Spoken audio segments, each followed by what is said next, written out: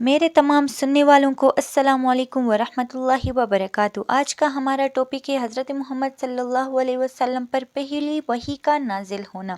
بہت ہی خوبصورت واقعہ ہے اور مکمل واقعہ ہے، اینڈ تک ضرور سننا۔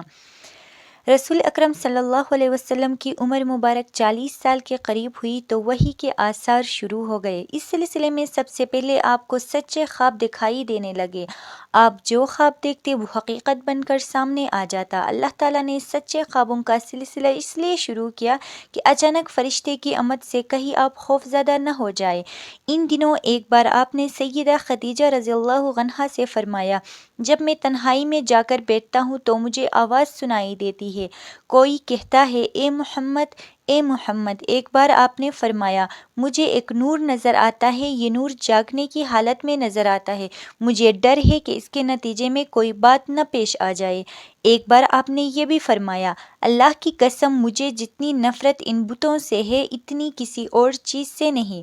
وحی کے لیے آپ کو ذہنی طور پر تیار کرنے کے لیے اللہ تعالیٰ نے فرشتے اسرافیل کو آپ کا ہمدم بنایا تھا۔ آپ ان کی موجودگی کو محسوس تو کرتے تھے مگر انہیں دیکھ نہیں سکتے تھے۔ اس طرح آپ کو نبوت کی خوشخبریاں دی جاتی رہی، آپ کو وحی کے لیے تیار کیا جاتا رہا۔ اللہ تعالیٰ نے آپ کے دل میں تنہائی کا شوق پیدا فرما دیا تھا، چنانچہ آپ کو تنہائی عزیز ہو گئی۔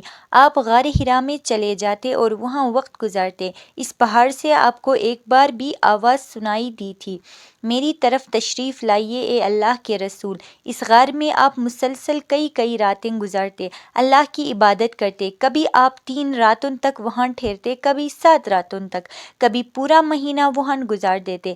آپ جو کھانا ساتھ لے کر جاتے تھے جب ختم ہو جاتا تو گھر تشریف لے جاتے۔ یہ کھانا عام طور پر زیتون کا تیل اور خشک روٹی ہوتا تھا، کبھی کھانے میں گوشت بھی ہوتا تھا۔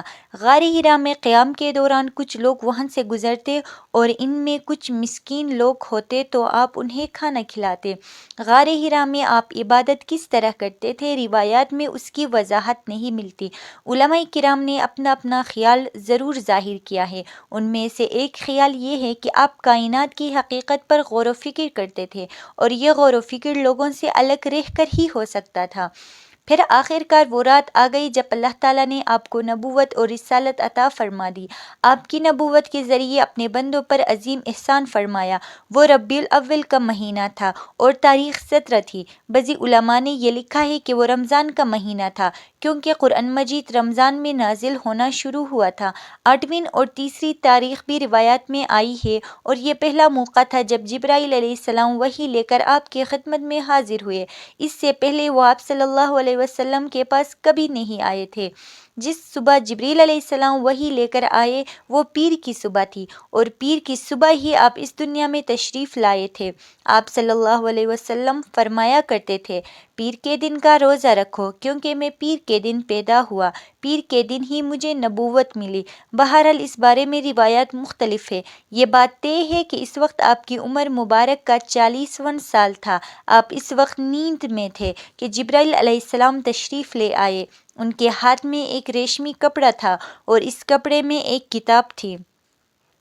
انہوں نے آتے ہی کہا اقرأ، یعنی پڑھیے۔ آپ صلی اللہ علیہ وسلم نے فرمایا، میں نہیں پڑھ سکتا، یعنی میں پڑھا لکھا نہیں ہوں۔ اس پر جبرائیل علیہ السلام نے آپ کو سینے سے لگا کر کھینچا۔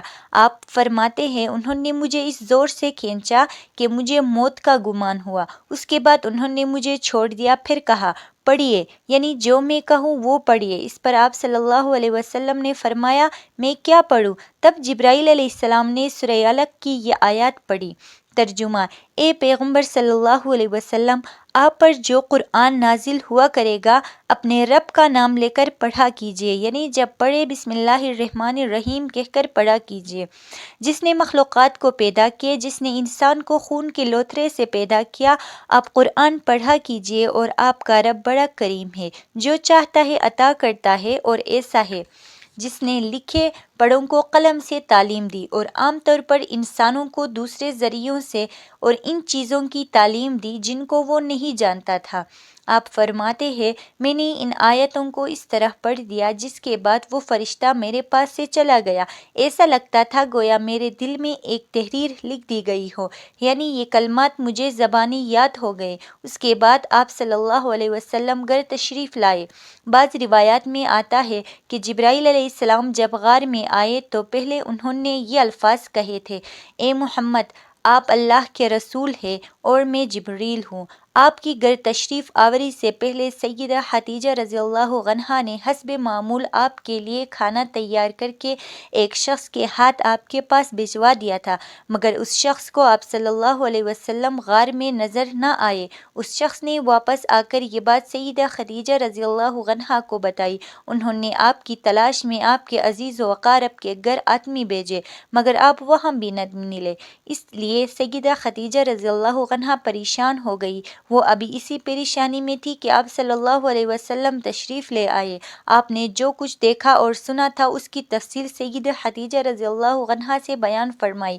حضرت جبریل کا یہ جملہ بھی بتایا کہ اے محمد آپ اللہ کے رسول ہیں۔ یہ سن کر سیدہ خدیجہ رضی اللہ عنہا نے کہا، آپ صلی اللہ علیہ وسلم کو خوشخبری ہو، آپ یقین کیجئے قسم ہے اس ذات کی جس کے قبضے میں میری جان ہے، آپ اس امت کے نبی ہوں گے۔ پھر سیدہ خدیجہ آپ کو اپنے چچا زاد بھائی ورقہ بن نوفل کے پاس لے گئی۔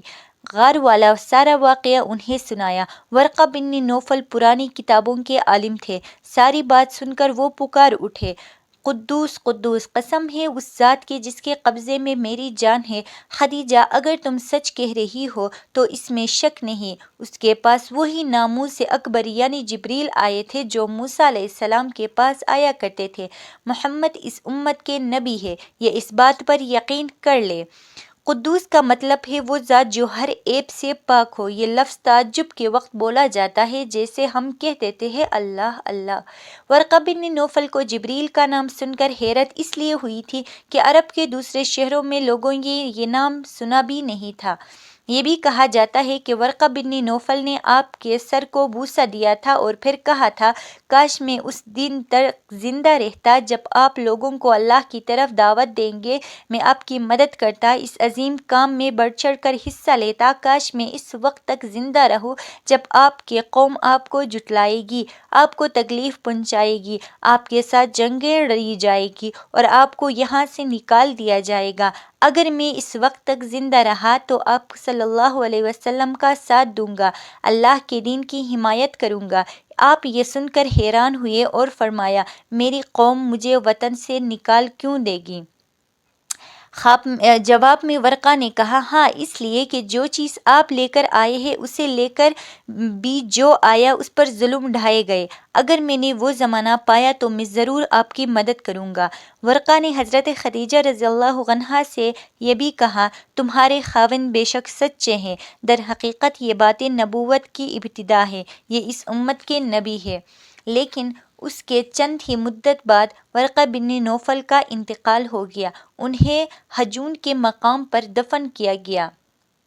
چونکہ انہوں نے آپ کی تصدیق کی تھی اس لیے نبی کریم صلی اللہ علیہ وسلم نے ان کے بارے میں فرمایا ہے، میں نے ورقہ کو جنت میں دیکھا ہے، اس کے جسم پر سرخ لباس تھا۔